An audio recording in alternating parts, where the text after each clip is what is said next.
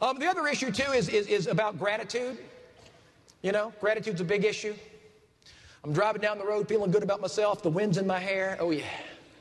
Driving my convertible Saab. Oh, yeah. It's a Saab. Driving down the road, the women are looking. Oh, yeah, they're looking. Oh, yeah. Okay, just one woman is looking. Oh, okay, it's my mom. It's my mom. My mom is the mom. Hi, Mom. Driving down the road, feeling pretty good. And pull right up next to a brand new red Lamborghini. And it dawns on me, I'm driving a piece of junk. I got a crummy job. I got nothing. I've made poor decisions in my life. I have nothing. And I look out my window. What do I see parked next to me? A 73 Gremlin. Loser, you're a loser. He's got that crown on the dashboard.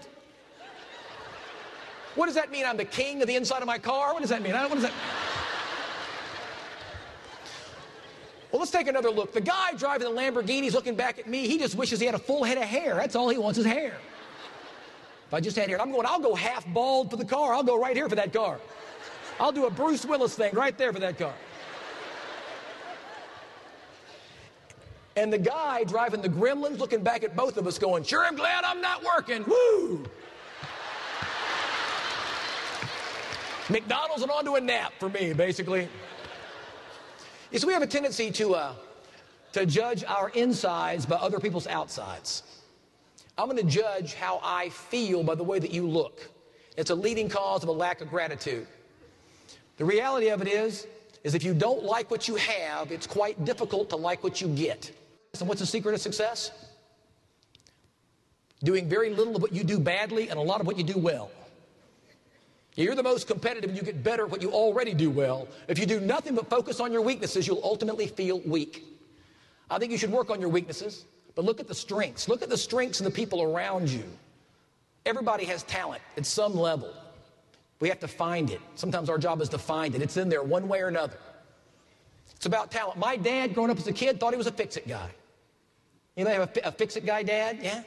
But one thing was for sure when I was a kid, if Dad's working on it, we are definitely getting a new one because Dad's going to break it. My high school shop teacher had 3 fingers. He knew what to do, he just wasn't that good at it. He said, we're talking about safety. Today we're talking about safety. We're talking about safety.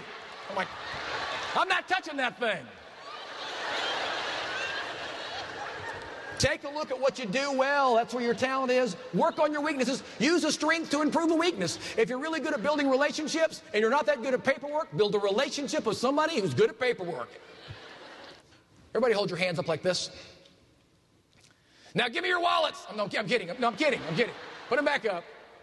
I want you to go like this. I want you to go like that. And I want you to transfer your thumbs over like that.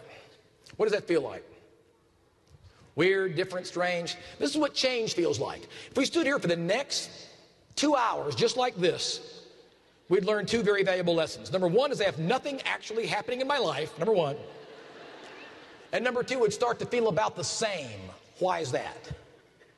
Because change is not the problem. Resistance to change is the problem. My dad is 75 years old, and he is on the computer online every day. 75. Impressive. And he sent me his very first email. You know what it said? It just said, damn it. This is his first email. But,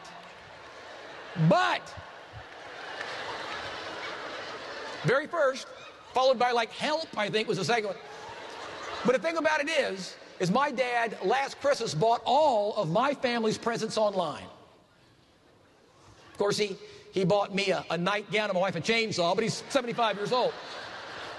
Action and adaptability creates opportunity. Success lives in us. The leadership lives in us. Being able to create unity, it lives in us. It didn't come from anywhere else. It didn't come outside of us. We're born with it.